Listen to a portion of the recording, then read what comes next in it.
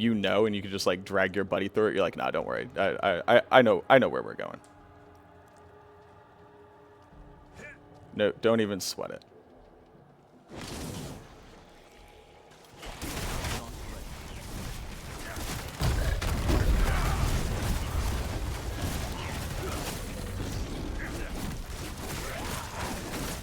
Come along, little guy. You're playing Overwatch. You have to move with the payload. Oh yeah, people are gonna lose their minds trying to get through this at the same time. Necro didn't make it too far. They did not. Here we go. Give me this. Oh, give me that. Huh.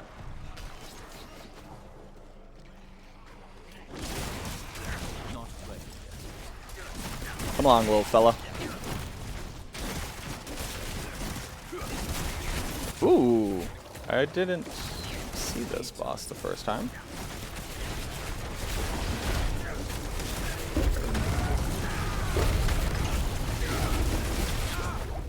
Need more time. I am out of vigor.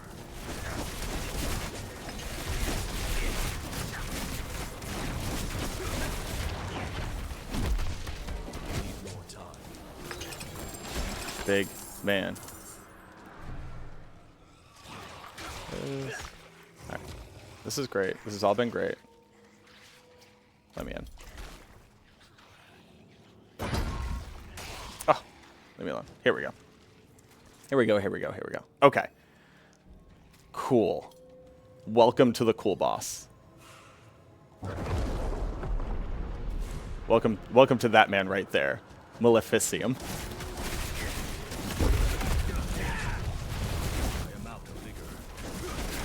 He's a big man, got a lot of barrier, a lot of mechanics. Have to fight him in this torchlight, so he kind of like controls the battlefield around you. Oh, we've run out. Give me this lantern.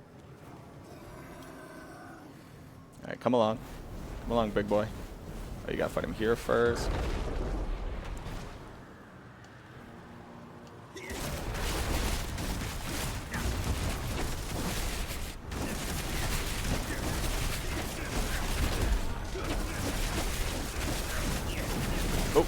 Oh.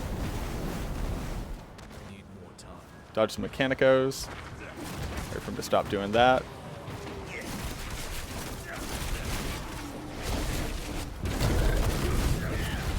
Need time. Oh, grab my lantern. Oh, get away from me. Get out of here. I need to reset one of the lanterns. Get him over here. Hey, Vangaki.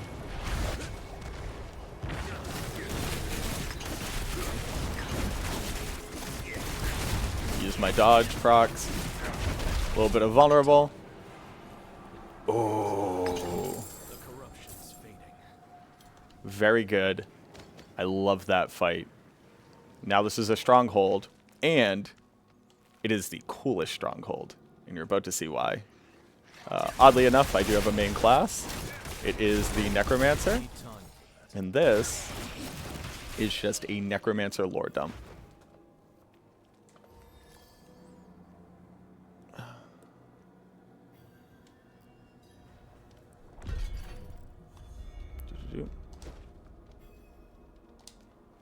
And welcome to our new favorite little friend, Gnosis. He'll heal ya. And Mira, I am Mira, one of the priests of Rathma. You may better know us as necromancers. So, and again, I'm hoping they'll get an opportunity to do this.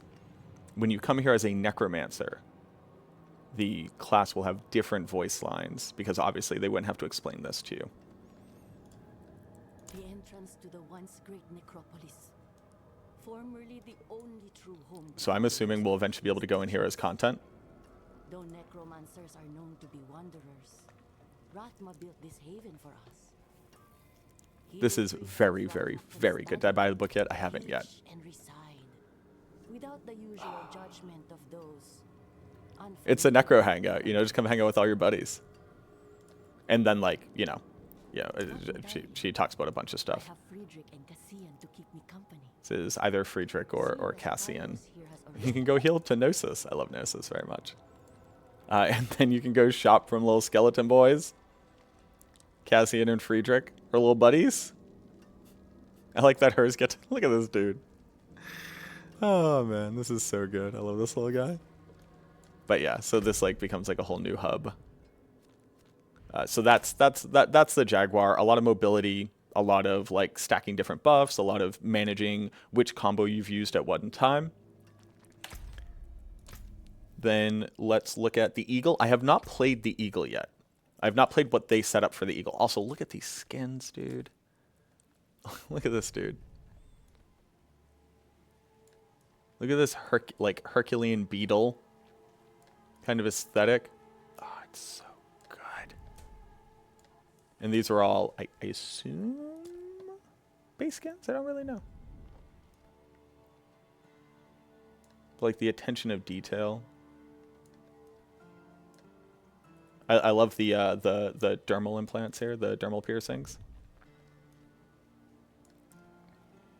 God, so good. But let's go with the Eagle.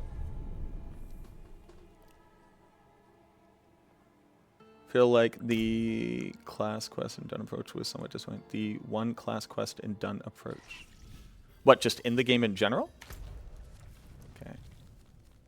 And then also, you know what, let's run into the Travancore area. We can't do the quest. We don't have a great explanation for what's going on, but I want to show you it because it's very, very cool looking.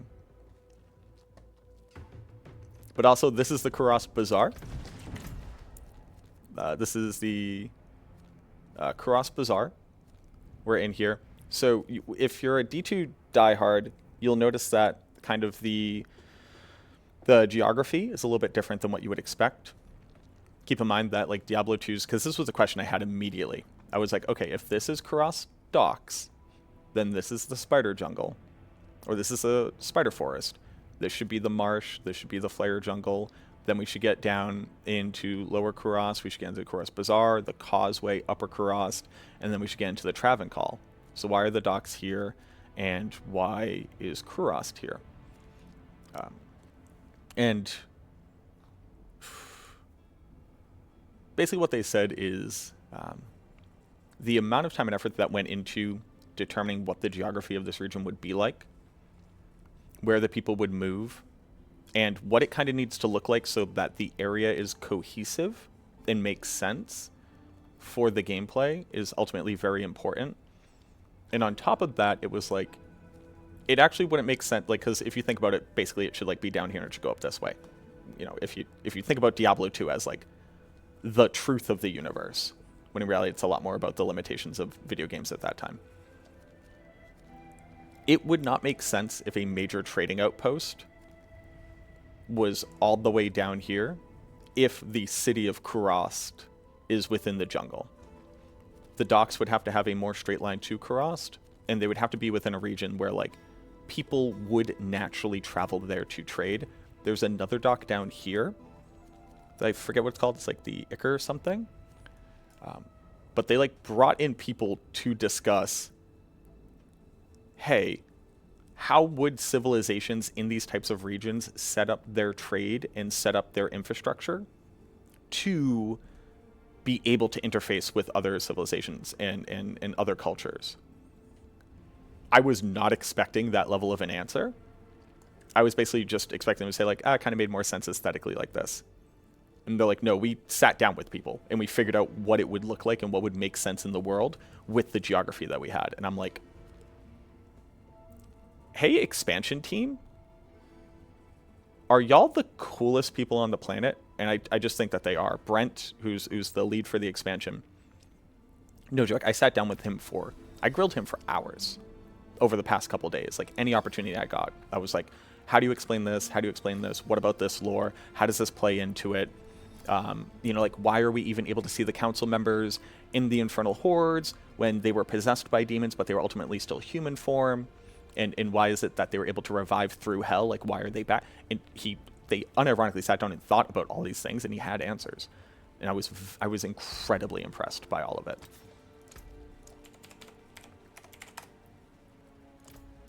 It really warmed my heart to hear this team of people that are expanding on this story and are touching on things that, like, I know a lot of the lore about, and to be one-upped by all of them. They were like, this is why it is, like, this is how it builds into the lore, this is how this is how it makes sense. They were touching on things like I hadn't read yet. They're like, well, this part of the Sin Wars, and I was like, whoa, okay, yeah, man. And then we mostly talked about how hard it was to read the Sin Wars because it's a high fantasy novel that came out in the 90s.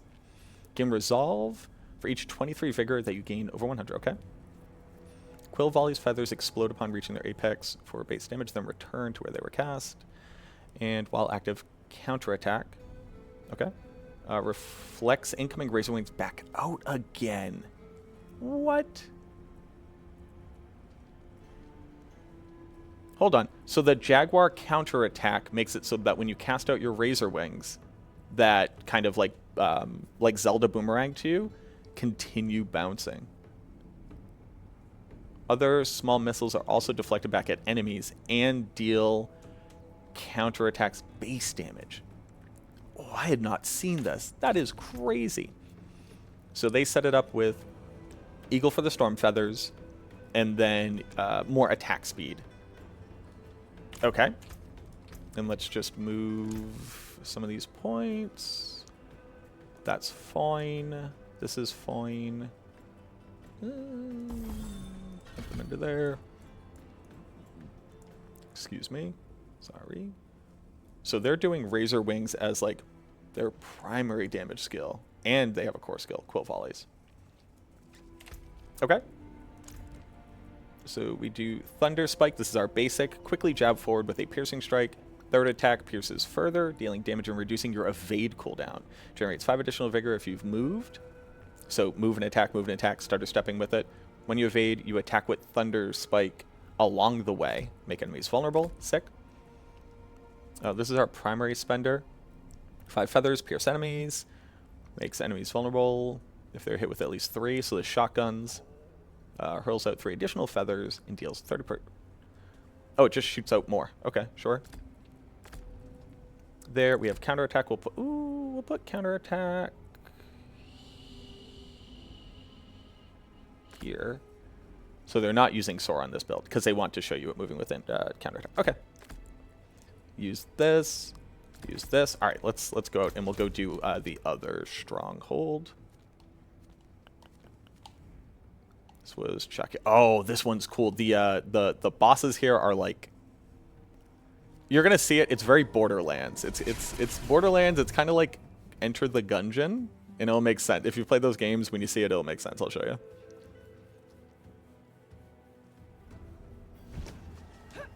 Boop, boop, boop, boop, boop. Oh, and then do they put in like the passives? So the ultimate. This is what I really like. The ultimate passives are going with this like twice bifurcated approach, which is you start off in the middle, right? You can kind of build into whichever one. You obviously can go into the middle one, or you can go up here, or you can go down here. You could theoretically dump 1, 2, 3, 4, 5, 6, 18 points into here that all say stuff when you use your ultimate. So gains you increased damage to elites. Maximum vigor is increased, and while you have an ultimate skill just equipped, just straight up. Enemy you hit, ultimate skill grants you supremacy. These will increase your damage. When ultimate skill ends, you gain supremacy, but you begin to lose one. Casting ultimate skill makes you unstoppable. Hitting enemy with an ultimate skill heals you for an amount. And then casting ultimate skill, the last potency, defensive, or focus skill you cast becomes free to cast for 1 second. So you can use this, and then like these are your potency skills. So all of a sudden I could do like another Razor Wings, which is after casting an ultimate skill. And since this ultimate skill has multiple charges, you can then use that to proc things multiple times. Allowed to say, on Spearborn, you touched on wanting to add complexity customization to the other classes. If they hinted that, or release Spearborn standalone.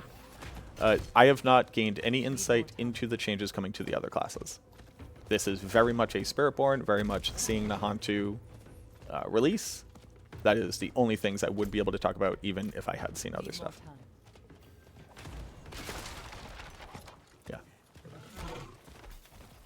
Diablo bullet hell? you'll see. Kinda, yeah. Need time for that. Is right section off limits? Yes, I could not go here. I couldn't go here. And I couldn't get into here. And I don't know why yet. Although, looking at this area, because it's not like you can get close enough to see it, but if you look at the architecture here, this almost kind of has the structure of the new raid area, if I think about the art. Okay. Let me in. What is this? There we go. Good job. So let me get a sense for it, because again... Oh! Okay. The basic skill feels a little kind of meh.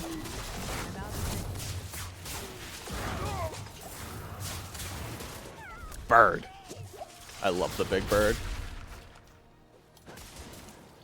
This basic skill, I think you'll have to empower a bit. It feels a little bit... The damage feels a little bit lackluster in comparison to the other ones.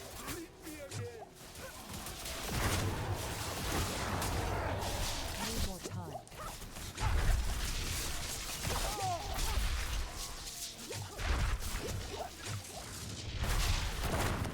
Okay, slay the Cauldron Keepers. Time for that. Hey, guy. Boop, boop, boop, boop, boop. Out of potions. Oh, what was the second? Oh, the secondary one was the secondary one was kind of the concept of Don't have any potions. secondary spirit. Sorry. Oh, get away from me, face hugger.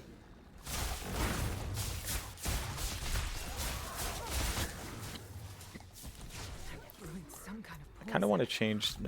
Well, ferocity is nice.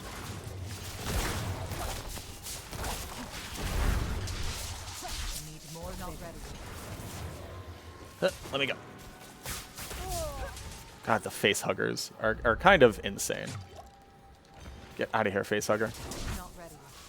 Need more vigor.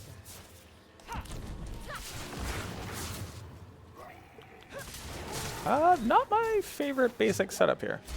Need time for that. I don't want to pretend like I'm hyped. This one feels a little bit underwhelming. Like, I don't feel like the damage is there. Maybe I can get a bit of survivability onto it. Oh, no, I'm not poisoning. Stack, every crit chance, gain resolve. These 5 stacks. I don't think I'm currently generating resolve.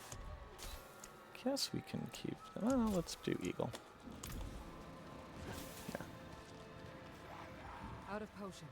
You don't like the design of this stronghold or whatever? Oh, interesting. I actually really, really like the stronghold. Yeah, Not yeah, ready. yeah. And the bosses at the end are probably my favorite part. Although I do feel like I'm going to get rocked by them just a little bit. Out of potions.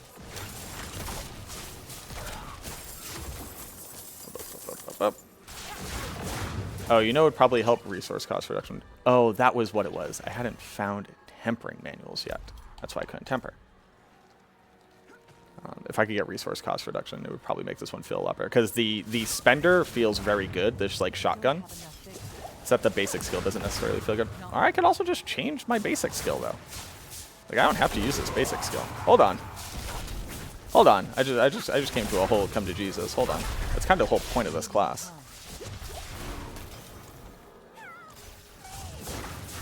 Yeah, let me change my basic skill. Let me just get away from this little face hugger. Yeah, let's just change our basic skill. Why would I use it if I don't like it?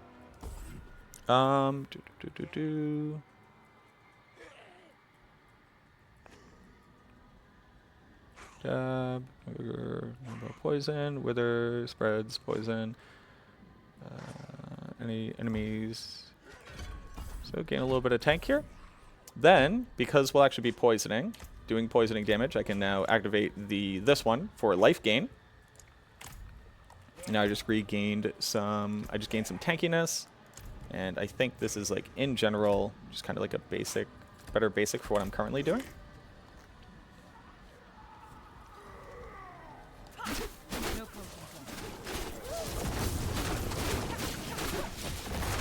Oh yeah, I feel significantly tanked right now.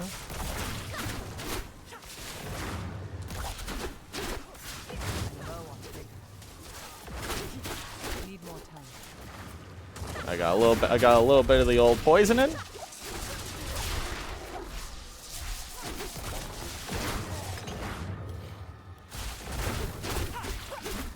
more time. Okay. Move on. Yeah, Cinerat's a little loco on La Cabeza. No tempers given for testing.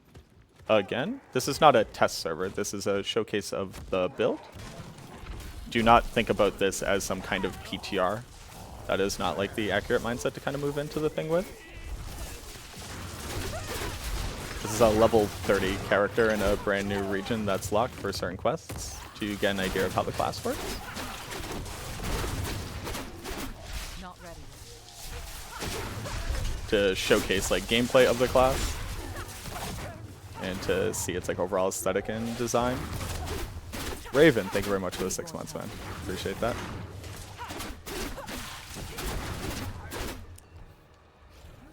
Need more vigor. Need time. All right, yeah, this now feels a lot better. Okay. You think equipping 2 or more ultimates would be viable for this class? You can't equip more than 1 ultimate in Diablo 4. Mark, how strong does Fearborn feel compared to the other classes? How does it feel compared? So this is a level 30 character in a hyper-restricted place with... This is my level 29 armor that my character is wearing. So how does it feel to play it as a leveling class? It feels very strong to play as a leveling class.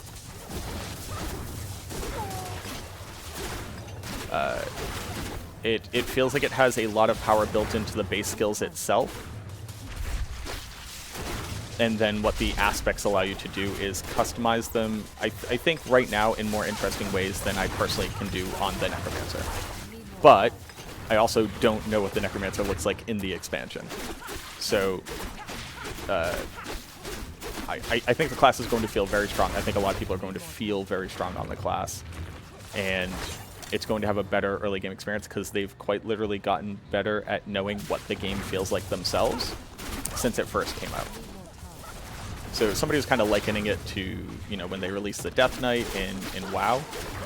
I expect it to probably feel overpowered. Need more time. Hello. Hi. How's it going? Do I get to steal you? Oh, awesome. Alrighty, welcome on in. Alright, everybody. So I was not sure if this was going to happen, so I was very, very excited. We just get to steal one of the developers. So here you are, you're right there. Okay, cool. I think you should be all set. It's currently muted. You just swap it down. So if you... Are you getting it in there? Let's see. Can you talk? Hello? Oh. Test? Well, that's awesome. Also, an espresso machine has decided it's time to start making coffee. What is happening? I think it's like clearing itself out. Yeah, sure. Look, hey, when you're an espresso machine, you just have to do it. So you should be able to, let me just, oh, you know what it is? Hold on real quick. Let me make sure. Look, I'm going to go ahead and mute. Yeah, test. Hello? Are you hearing me in your headset Yeah. when I talk? Okay, so we got you, we got me already. We can hear you live, your part. Sick, awesome. So Cool. if you wouldn't mind reintroducing yourself, just in case somebody stopped in now and they weren't here for the earlier part. Yeah, hi everybody. My name is Eleni Rivera. I'm one of the narrative designers for D4. So I got to spend a lot of great time with you yesterday because I'm a big lore buff, I'm a big lore nerd, and Diablo 2 is my home game. Yeah. So I just basically went around and clicked every single flavor text, and I was like, oh, did you write this one? Tell me more about it. So I think a really good question to give people an idea is literally like on the ground, what did you do as part of the development of the expansion? In terms of the expansion, I did RTCs, CCs, which is basically like cinematics within campaign and side quests. I wrote side quests, I wrote campaign, I wrote flavor text, I wrote basically everything. We're figuring it out on the fly here. Don't yell at me. One more time. Okay, is this better? Now I'm gonna talk real quick, and we're gonna see. Yeah, but that seems about the same range. Okay, yeah. Okay, great. Yeah, so sorry everybody. Yes, so basically like campaign dialogue, side quest dialogue, towns dialogue, whenever you click on those flavor texts, stuff like that is what we write. We write lore, even if the lore isn't necessarily in the game. There's lore books that you find in the dungeon. I don't know if you guys found any, but I found one. So the one where it plays voiceover for you as Yeah. you're going. I found one of them. Oh God, which one was it? Oh, I don't remember now. It started playing and I wasn't expecting it. I was Yeah. like, oh my God, I'm getting lore books right now. lore books are fun because that's where we get a chance to be a little creative, and we can also like add in some nostalgia and like little hints of things. What I like to say is like in towns, if you really pay attention, I like to put in the theme of the campaign in the towns.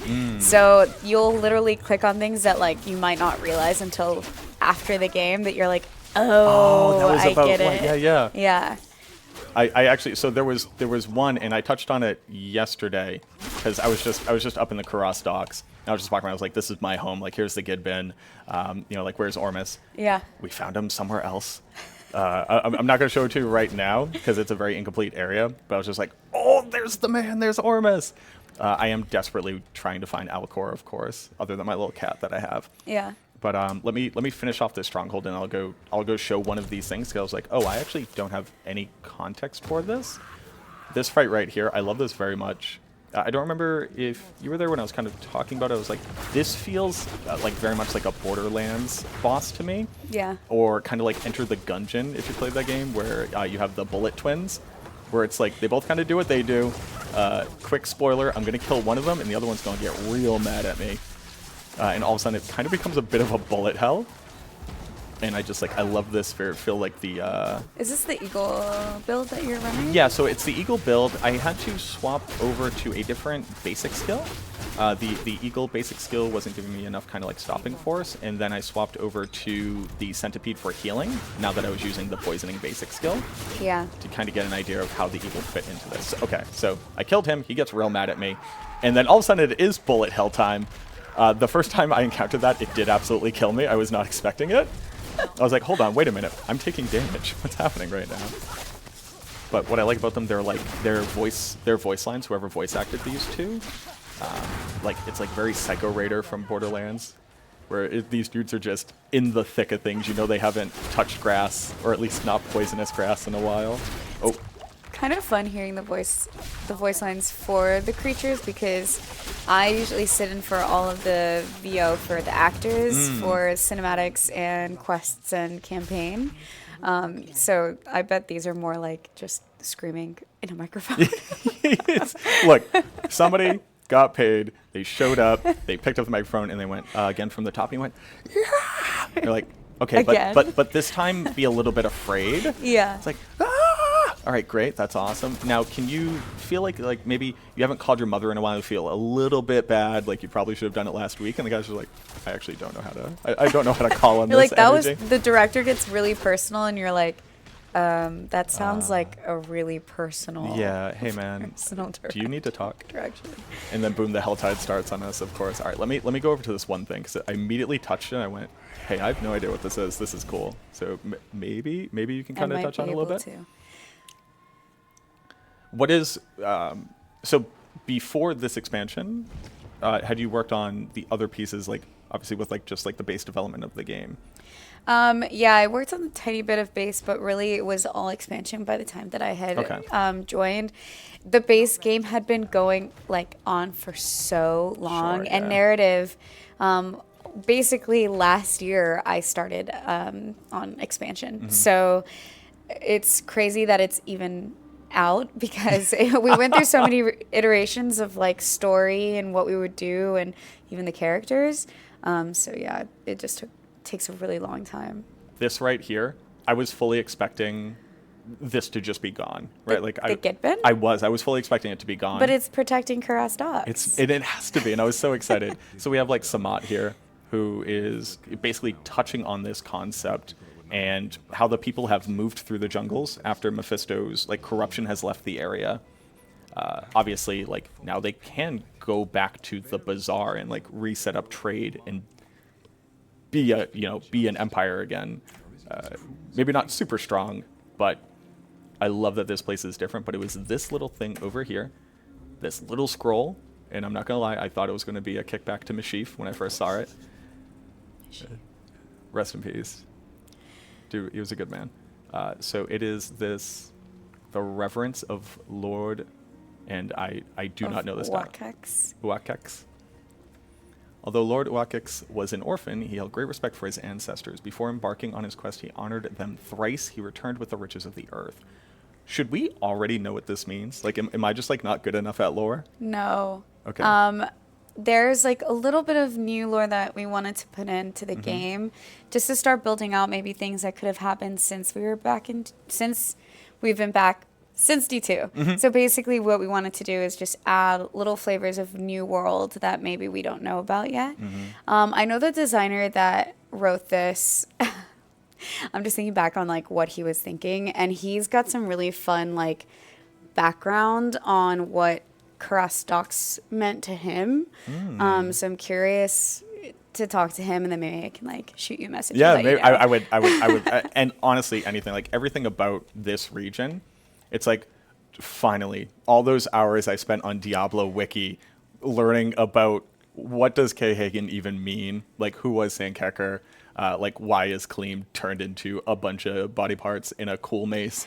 Like it was one of those things where like interestingly enough, a lot of the D2 crowd who was playing the game are basically just playing it to be like a sleuter, just kind of walking around doing hack and slash. I'm actually going to swap over to the last build. I want to show off the base gorilla build, and then I made a triple hybrid over here. So I wrote down all my notes about the different aspects.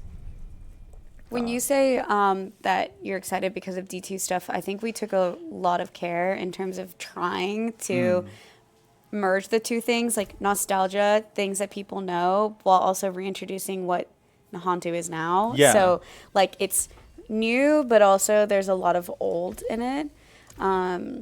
What I really like, because we were kind of getting into it a little bit yesterday, where I was like, quite literally, even just the why is the geography the way that it is, and I explained at least the high level stuff to chat, where like you brought in specialists who would be able to tell you how would trade infrastructure work in a culture like this, where you are you're having to deal with moving goods from a coastline into here, because oddly enough, people have studied this. There's anthropological studies about this, and the fact that you all went, well, we need to bring in an expert to figure out where to put the docks. Yeah. I was incredibly impressed with. Like that spoke to a level of care that I think is easy to miss when it comes to game design. Did you want to talk about just kind of that, how that all happened? I mean, when it comes to like the entire map too, and this was for a base game as well, it's deciding how we want the players during campaign to navigate the map, right? So we want to make sure that you get to see everything, and that you get a chance to like go to every town, and that everything feels like you're really immersed in the world.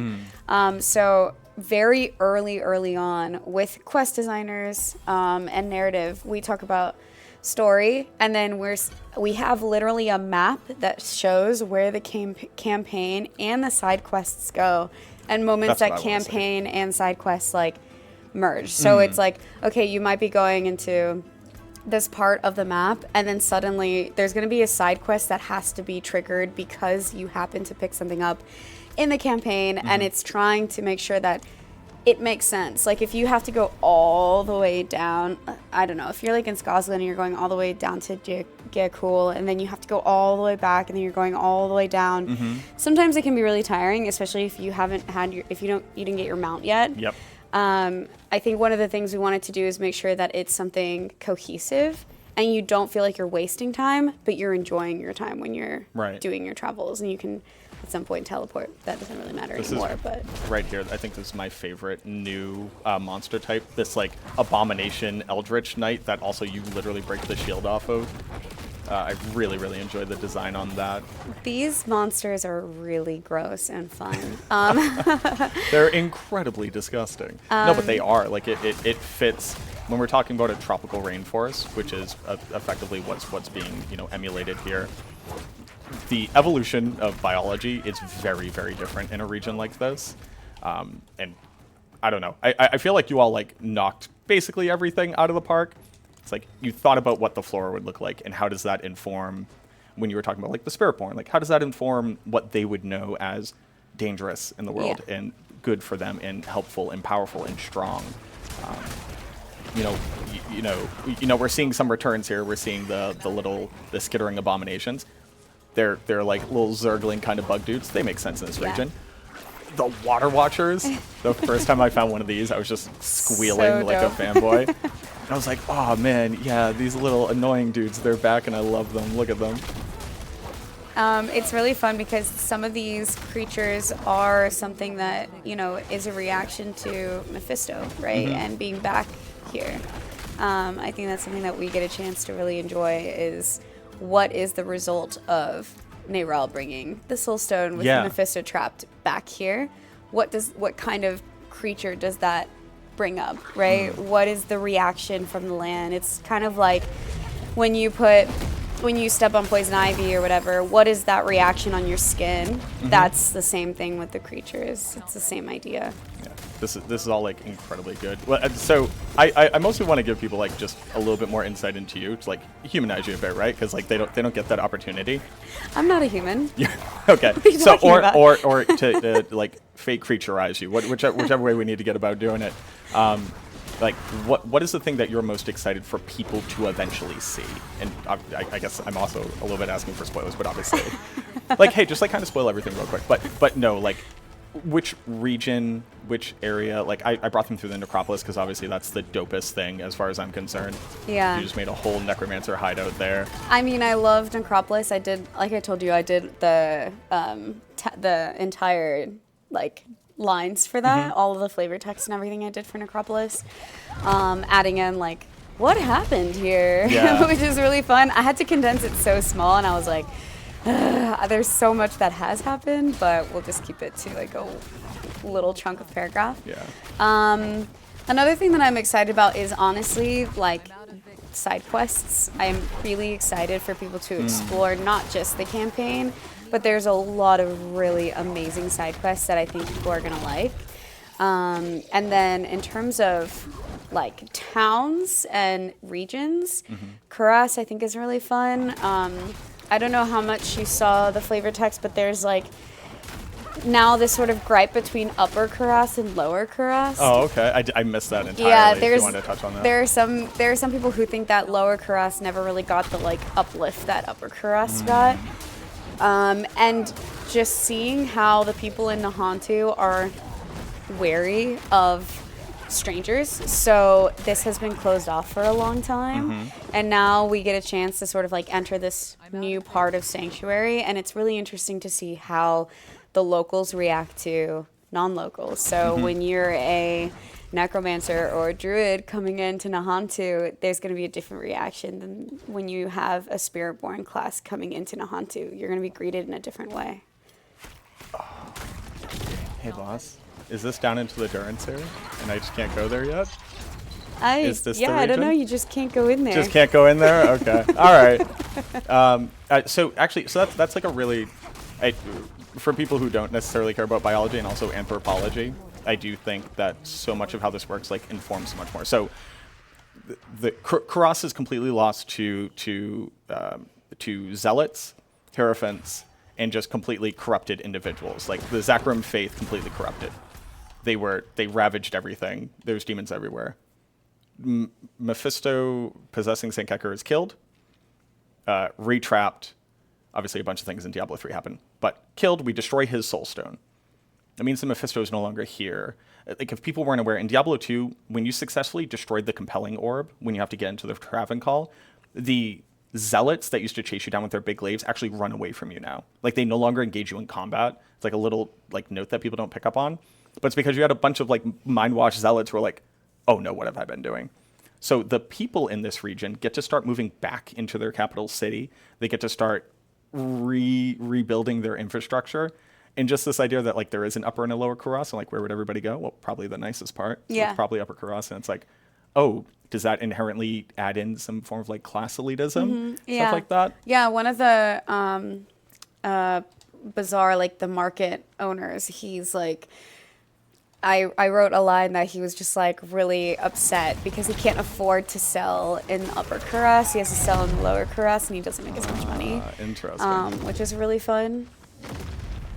But yeah, it's really cool to think about like where these people, what their parents or their grandparents did after all of this happened, and then who came back and who couldn't even afford to leave. Like who Right. were the people that just had to stay despite everything being messed up. And then you also have now these little like micro cultures and traditions, because you still have people who believe maybe a tiny bit in the Zakrum faith, Yep. or some people like who were part of like the Skitsimi culture of, Me and my lisp that I try to control will probably stick away from Skitsimi. But yeah. So it's interesting because now you just have a bunch of scattered cultures, and then people who are like, well, we were here at this point, and it's like, well, we're here at this point, and Yeah, exactly. everybody's just trying to like cohabitate in this really messy land. that was the Samat character here. Yeah. Because I was asking, I was like, should I know who this person is? And he's like, hey, my ancestors are the ones who enacted this ritual to empower the Gidbin. So we're talking about Ormus. And is Ormus are they a Skitsimi? They were, but Ormus actually doesn't really belong to any culture anymore. He's unbiased because he has to sort of be, in order Yeah. to be able to lead and take care of Nahantu, specifically the docks. He has to be a bit unbiased, and he's old. He's super old. He's super old. I think he's seen so much that he's like, it's not even worth it anymore. Ormus is like, Ormus done, Ormus out. You did include it. I'll do this very, very small spoiler because, again, I want people to experience it for themselves. But you can find Ormus. You do walk up to him, and he does say, you speak to Ormus now. And it was like, oh, thank you. You speak to Ormus now. And I was Yeah, like, yes, Ormus give me is a that. fun little treat. Ormus is just a whole vibe. He's like pure aura. That's very, very cool. You personally playing the game, how, like, do you think you're gonna be able to go back to any of the other classes, or are you just like, all I care about is the Spiritborn now? I'll probably be playing the Spiritborn for a bit. Yeah. I do main Necromancer. No, mostly. Did we just become best friends? Did I not know this? I'm pretty sure like I took the builds that you created. Oh, I'm yeah. not gonna lie. I hope they work well. for When you. I was telling them, I was like, yeah, I took a build from online, and they're like, are you talking about Macros builds? And I was like, Maybe. I don't know. I got a couple of them out there. They're all. I'm trying my best out here, boys. yeah, so I think I'm gonna play, but also mostly because I really want to experience it with my friends.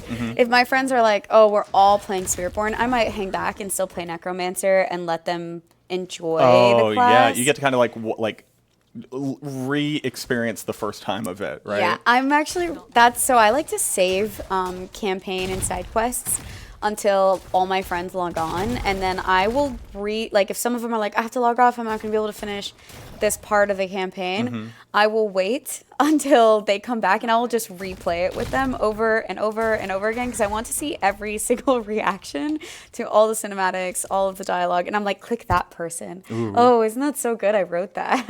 It's in. I'm pretty sure I told you this, but it's like there's one voice line in Kyovashad on one of the NPCs where he's like, just eat the bread, you idiot. Like, just take it. And he's like, I'm not going to take handouts from this church. And that hits so hard for me. Like, my streamers heard this 1,000 times. But it just hits so hard for me. Like, if anybody's ever been in the struggle and they've ever eaten government cheese, it's rough being like, I don't approve of the people who are saving me. And that one, when I first saw that, it was insane. And it was the thing that I didn't know. Because I was like, oh, you guys have to see this. Like, you have to see this. Like, let's go do the voiceover line.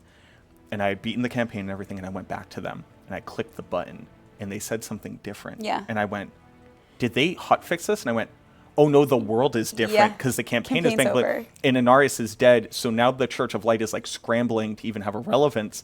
I'm sorry, not the Church of Light. But, like, they're scrambling to have this relevance.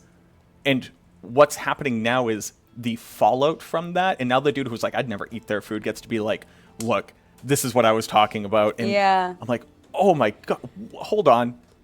Is Diablo 4 a good game? Hold on. Did they make a great game? So what I'm going to do now is I'm going to respec this character into like, for people, because obviously we're doing a bunch of this, that was like the base setup for the gorilla. It's a lot of basically just like ignore damage, generate block, you generate a lot of thorns, and then you're able to weaponize your thorns damage where your abilities will say, take your thorns damage and apply it to your damage. So it's not just reactive, but it's proactive. Big Gorilla Man comes down and says, do tons of damage, that's great. Reduce incoming damage, give you unstoppable while you're in his little combat area. Very big Winston vibes. We're going to get a Winston skin for this alt at some point, right? Just big Winton. The whole time that they were showing it off, just me and my child just like, Winton.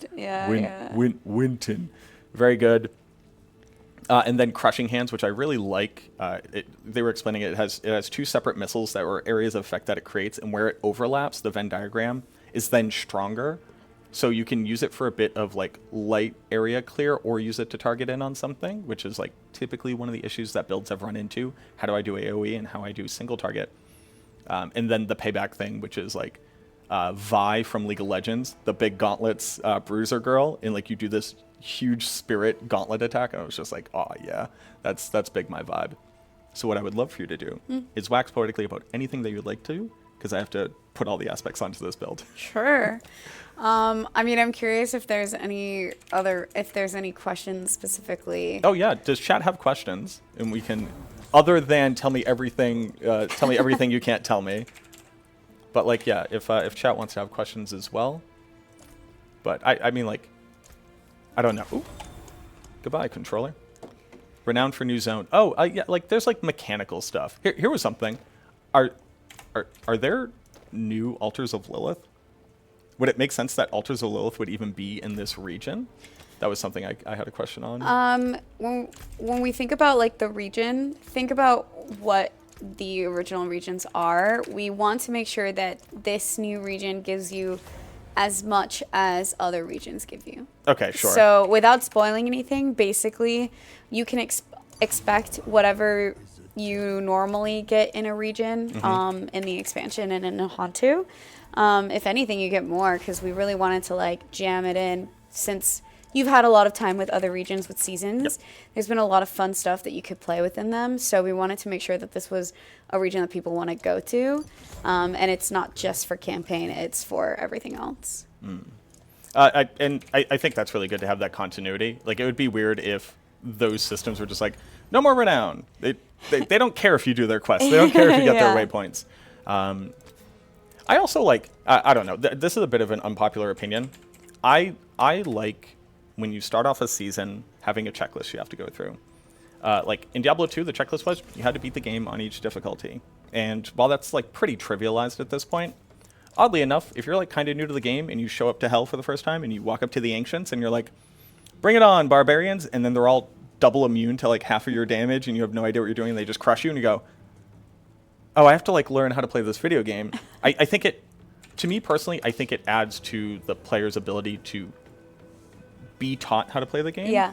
And I think that Renown is just a great way of being like, did you go get all the waypoints? Meaning, did you explore everywhere yet? Yeah. Hey, did you find the statues? Meaning, like, have you taken the time to just kind of like stop and appreciate the art? Yeah. That is the game as well. I think the fun part about Nahantu is we put so much story in everything. I mean, I work directly with the world design team to make sure that narratively in the world it all makes sense. That's why something like towns and even the little golem that you press, you know, like everything sort of has a purpose, whether we're telling a small story within the town or we're telling a bigger story with a campaign. All of it is supposed to be cohesive, and you guys are all supposed to think, okay, wow, it all connects. The world doesn't feel separate. They all feel like one place, one union, I guess. I mean, like, I think that's very spot on. Like, that's the, I don't know. The moment that I was like, oh, where on the map are we? Because in my mind, we were going to a different coast. Like, we were going to a different, like, continent. Because I don't know. I was just like, I don't know where Nahantu is. I didn't know it was down here. I'm very interested in right here. Oh. In this whole section right here. Now, here's why. My understanding, according to Nineball, is that the region beneath this river that should be, like, almost like bisecting these two landmasses, that this is where the witch doctors are supposed to be from. Oh, interesting. That is what Nineball told me. And if I'm misquoting you, Nineball, I'm sorry. Don't yell at me. But that's what I thought the answer was, because I originally thought that the witch doctors were in Hawazar because I don't know the lore of D3. Sorry, I didn't play it enough. And he's like, no, silly, it's actually down here. And I went, well, we're obviously not going to also see the witch doctors. Like, that would be insane, right? Right. So we are relearning the geography and the anthropological distribution of Yeah. cultures in the game. But damn, I want to go over here. I also want to go over to I'm these just little realizing islands. that you can't go over there. I can't go over there. Like, I tried to. I went over here and it went no, and I went, what? You're what not allowed there. what if I could? I also can't go in here. Is this where the raid is? Can you tell me that? I don't know. I don't want to get you in trouble. What other towns are you able to go into? So, This is Kuras. this is Kurast. This is obviously, like, you unlock the Yeah. necropolis. We got here. Are there other waypoints? I have no idea. Oh, okay. So you're also learning what I'm restricted from. Okay, so let's triple not get you in trouble. I also couldn't go down over here. So, yeah, there's some interesting stuff. I like this thing. Yeah, I Mildly mean, interested in a lot of. so now that I'm realizing you can't go into these parts, I found a it. trail. I found a trail. I'm finding trails, boys. We're getting there.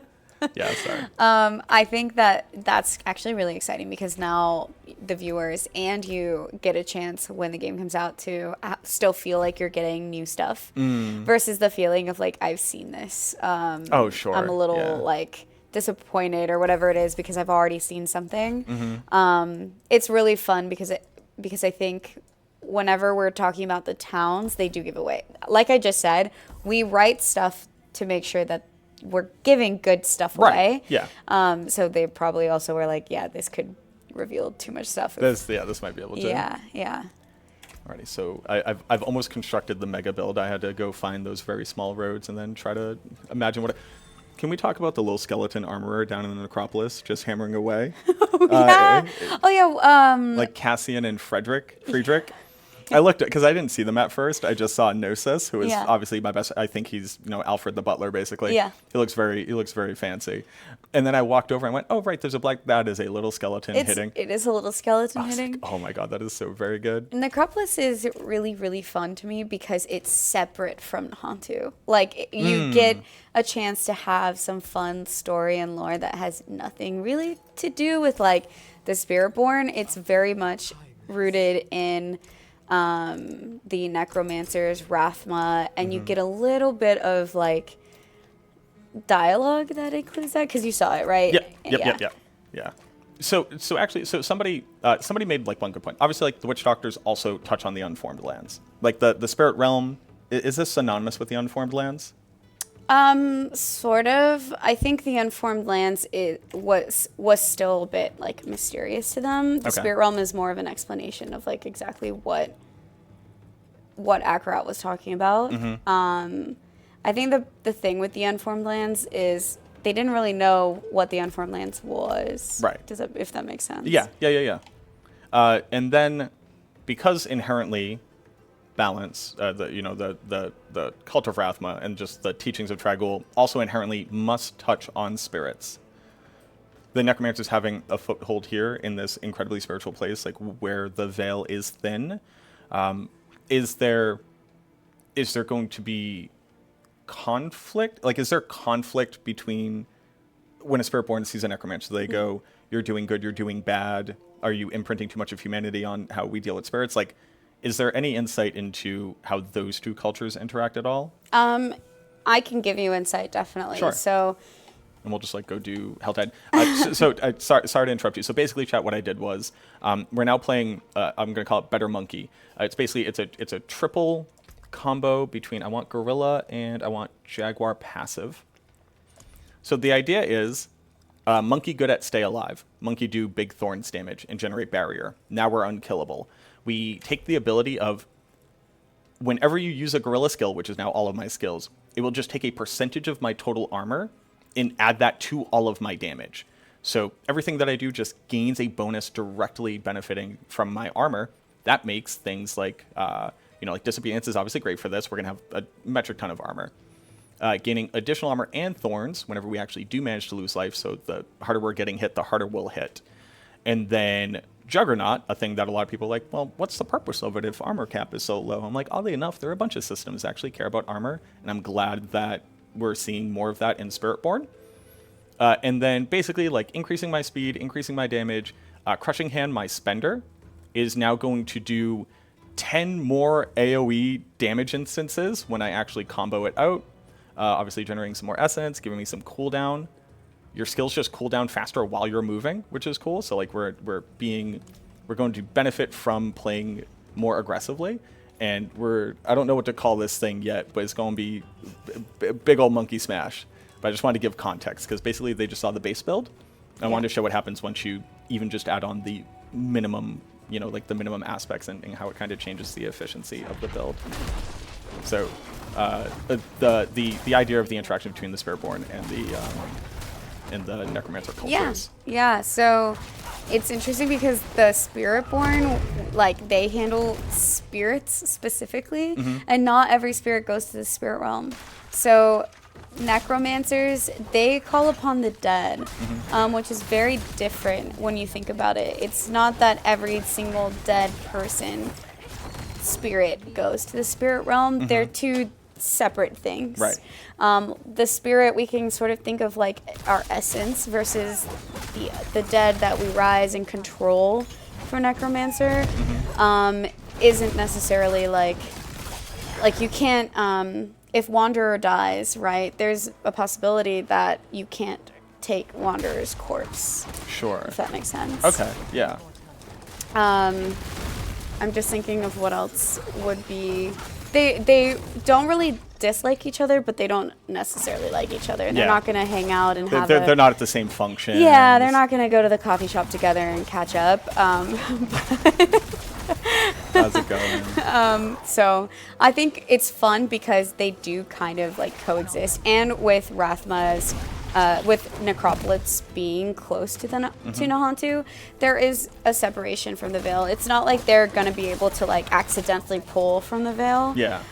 They're still doing their work, and Nahantu and the Spiritborn have their own separate like connection to it.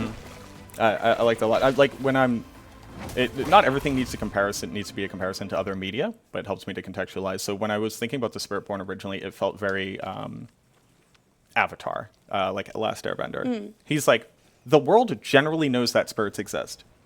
They do stuff. Most people don't really interact with it. It's mostly in folklore and legend. Like you had the Lady of the Lake, that like Katara eventually. We don't need to get into the Avatar, but you had this spirit that had was part of the local lore. And people would attribute stuff to them. You'd have a lot of superstitions, but you never really went and hung out with them. Yeah. The Spiritborn's like, nah, I'm gonna go hang out with them. Yeah. And just kind of see what they're willing to do. Like, hey, do you like me enough to come hang out? And they're like, yeah, man, sure. Yeah, and also the spirit realm is how I like to see it is when Inarius and Lilith created Sanctuary.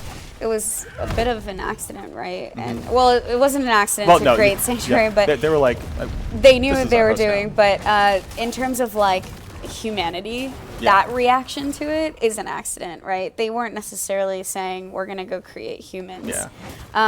And with something so powerful and so magical, you get these random things like the spirit realm and a complex groups of people that are trying to understand this world that even angels and demons don't realize what happened. Right. So yeah, they're just as in the dark, right? They're like, I don't know, man. There was Anu, there was Tathamet. I'm pretty sure that was about it. Trag'Oul's somewhere. Oh, do we get to see more of Trag'Oul at all? Can't say. Okay. All right. Well, I have to try. So maybe this is something that you can touch on.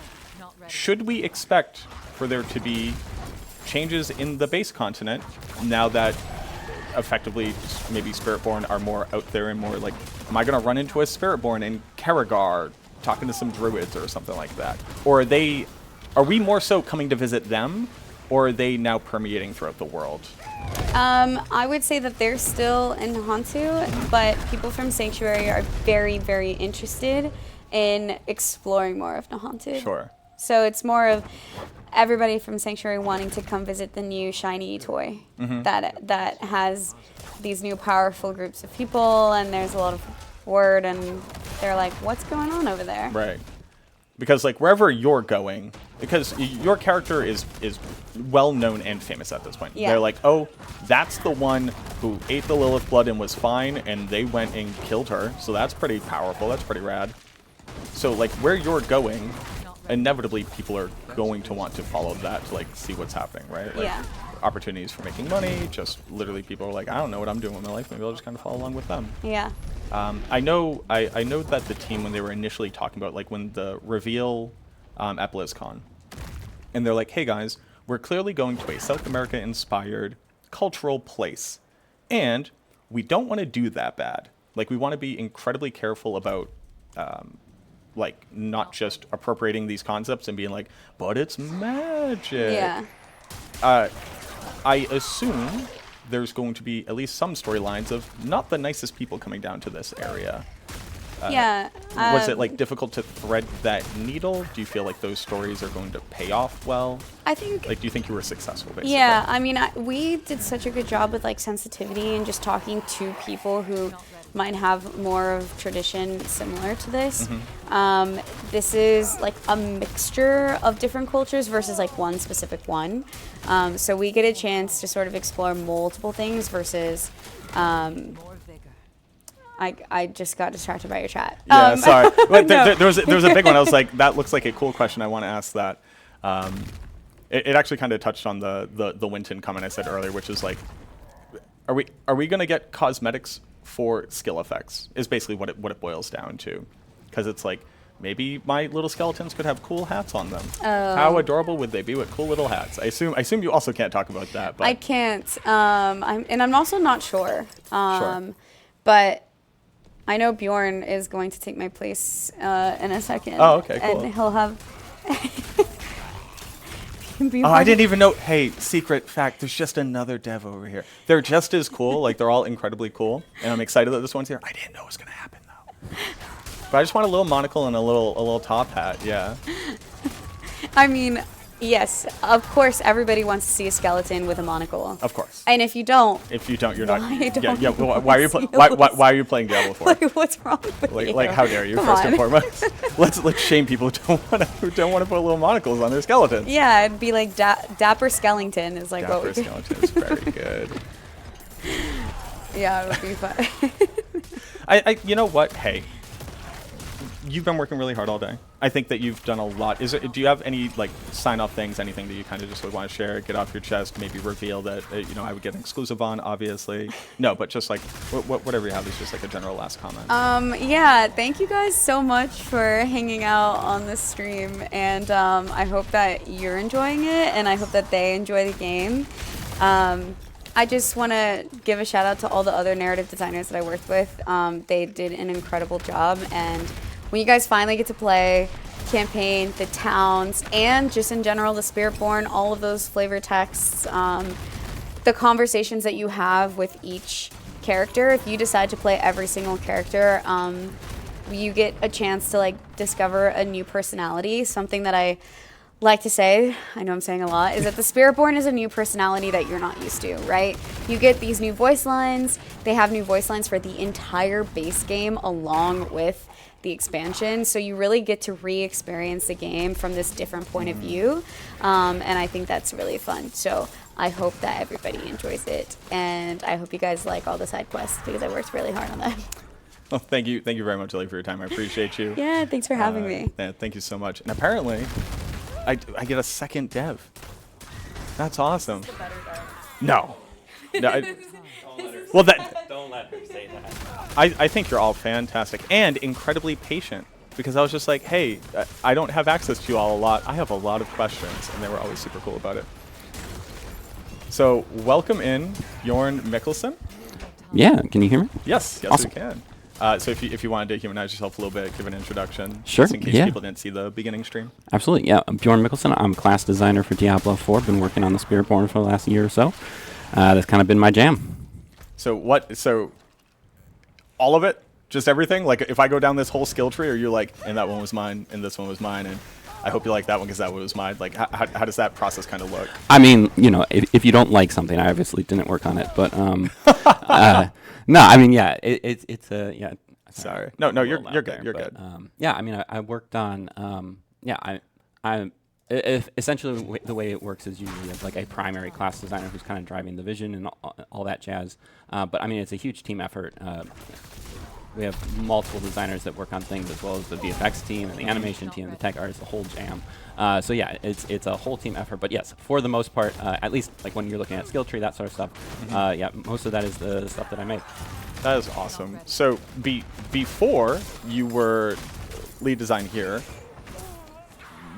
what did you work on? And does that inform at all the approach that you took to this?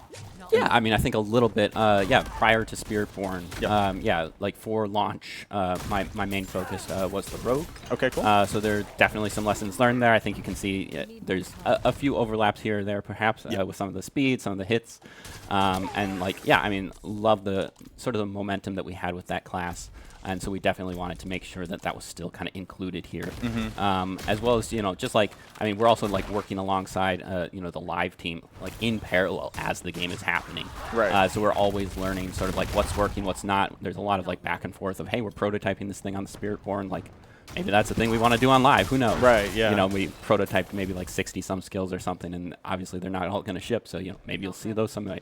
Ooh, actually, that's something I didn't necessarily initially go like, oh, like how does that work there? Because you're obviously going to come up with a lot. They're good. They might just not fit here. Yeah. Any idea of how much of that is going into live game as we know it? I can't speak to that necessarily. Okay. But I mean, like, it is a thing of like, hey, I mean, we made some very interesting skills, and they're, you know, potentially not going with this because, like you said, like maybe they don't fit quite right. Maybe they're just like it's not the right time. But there's definitely been some things that were like some people's favorites, and so like I would not put it past those sneaking their way in sometime in the future, kind of anywhere. But you know, the goal is still to make sure that stuff fits. So we're not just gonna like add random Spiritborn skills to like any class. But, Sure, like, yeah. Yeah, there's a lot of kind of cross-pollination that's always happening.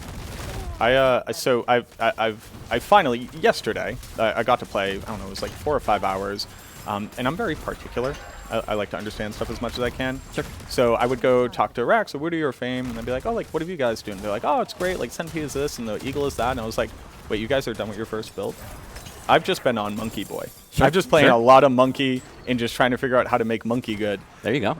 And I kind of ended up on this approach to it. I very much like the proactive weaponizing of Thorns.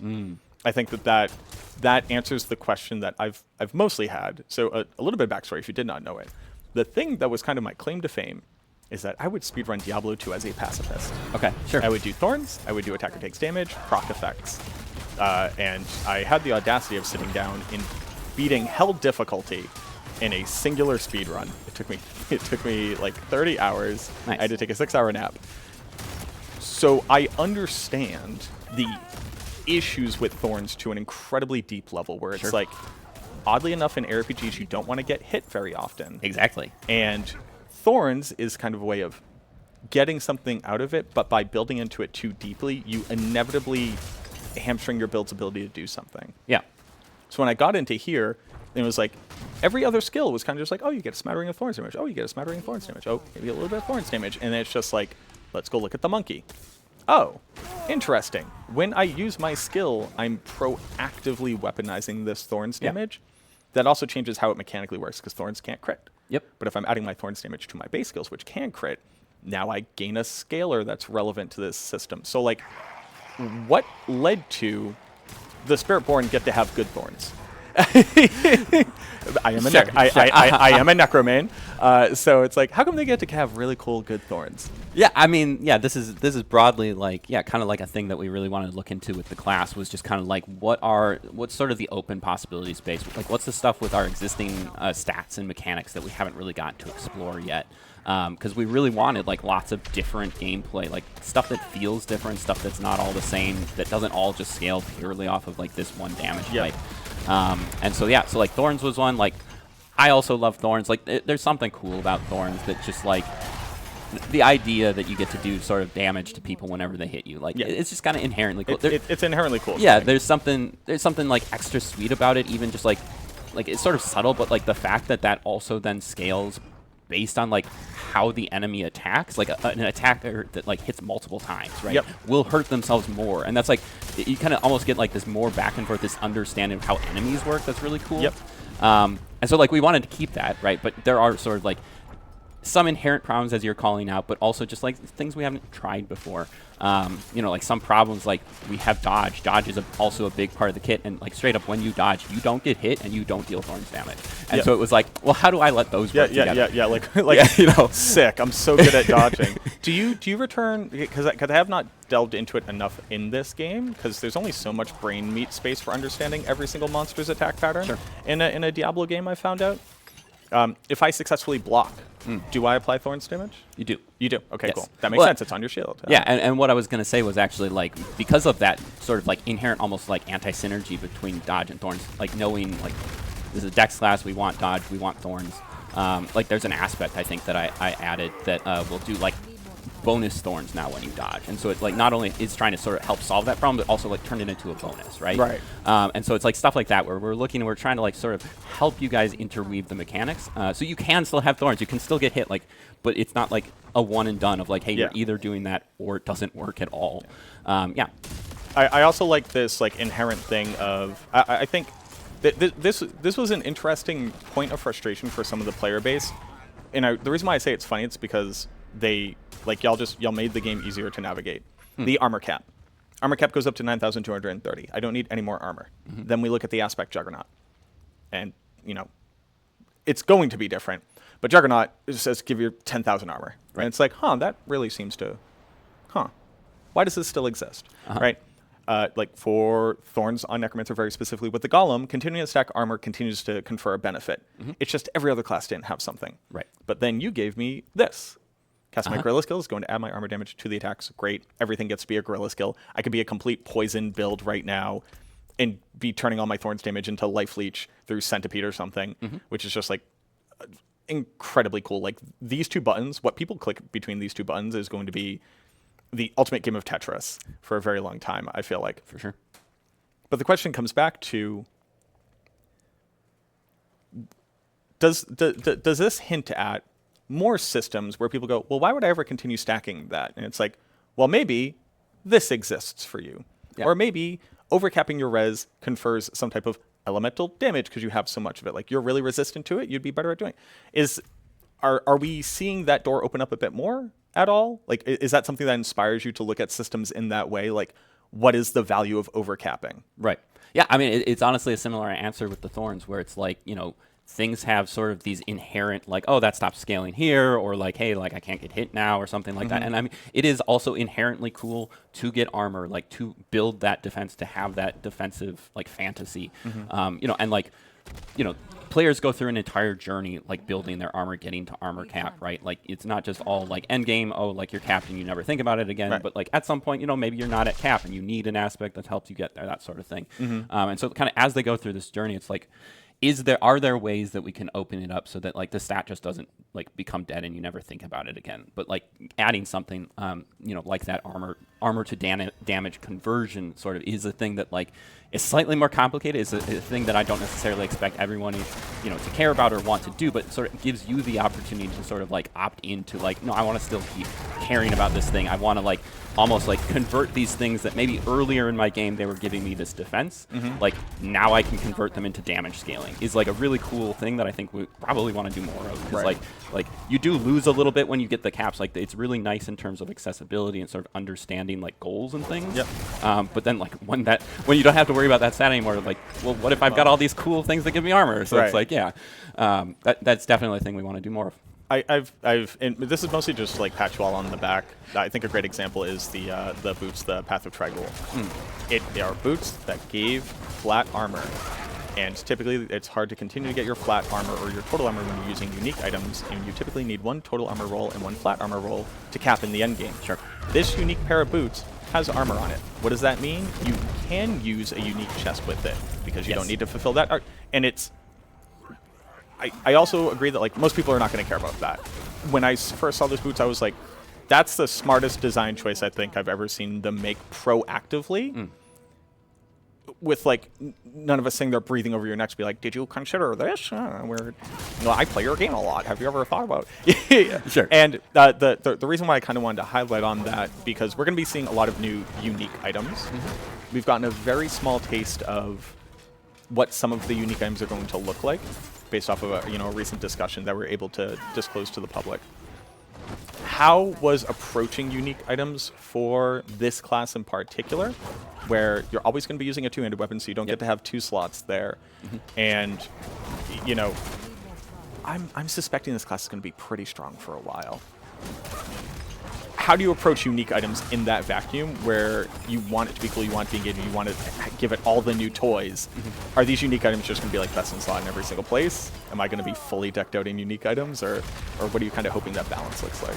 Yeah, I mean, drawing it back, honestly, to kind of what you were saying of like, you have this armor on this slot, therefore you can do something else. I think a big part of what we're looking at is giving you various semi-redundant tool sets, but that work in different ways so that you can sort of pick the one that works best for you, or fully specialize in something, right? Like if you want to go like full barrier, you can take everything that gives you barrier ever, but like, do you really need that much barrier? That's kind of subjective. That's sort of up to you, right? Do I want to swap that out for damage or something?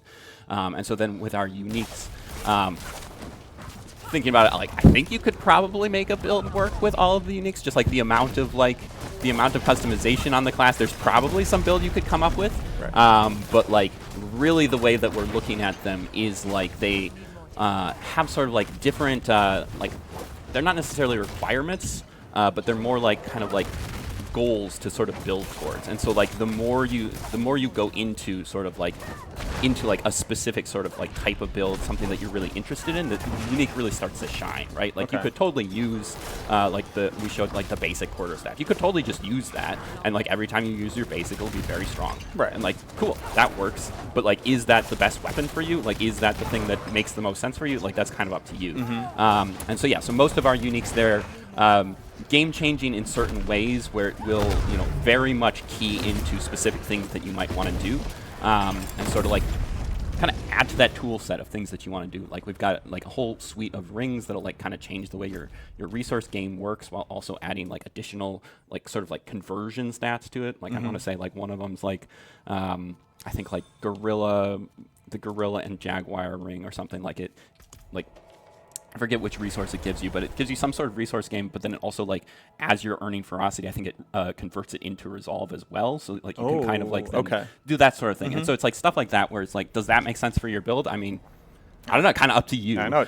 It sounds cool, man. I like damage reduction and attack speed. Those are pretty good I mean, stats. Do you want both of those things? Probably. Probably. But then, like, stuff like, I think there's another gloves that, like, it almost does, like, a damage stagger where it actually, like, staggers some of the damage onto you as self-poisoning, but then you have the ability and the chance to, like, apply that poisoning back to your enemies, which has, like, this really interesting, like, stat game with it of, like how do you want to balance kind of your resistance? How do you want to balance your poison damage, while also allowing you to apply like poisoning damage, like potentially without even using any centipede skills? So it's like stuff like that where it's kind of like, it's a question of like, is this good? Yeah, it'll be strong. It'll do stuff. Like putting it on like will never be like a bad thing, but like, does it make sense for you? Does it make sense for your build? Is really kind of up to you. I do like, it's like, I immediately thought about a couple of things. One, are spears and glaives different? Are these two different weapon types? Or are spears now glaives, and glaives were always spears? You have, there's the two-handed polearms. Those existed previously. I want to say that's where the spear name, I believe there might have been a two-handed polearm that was called glaive, which is a little confusing. I believe that's been renamed. Because so that's a different weapon. Because the barbarian right now is the only class that can use spears. Yes. And since we have quarterstaff and we have staff, I was wondering, does the Barbarian get to use the mythic Ahavarian? Like, is that it does not. It does not. Okay, so the staff, the magical staff, the magical sticks that the druid and the sword can use are different than the quarterstaffs. Okay. Quarterstaff is Spearborn specific right now, and Oh, that's right, the one because with the block it on has it. block implicit Yep. on it. Yep. Okay. But yes, the two-handed polearm that the Barbarian can use is that. So yeah, I don't believe there is any mythic for the polearm at the moment. Okay. But you know, if that comes along, that will be a thing that the Spearborn can also hit. Sure. into. And then you were also talking about, like, oh, you get, like, spirit damage from somewhere else. I immediately thought, like, oh, Indariel's Visage. Indariel's Visage now allows you to activate a lot of the bonuses that you get from Centipede without necessarily having to use the Centipede basic skill as your generator.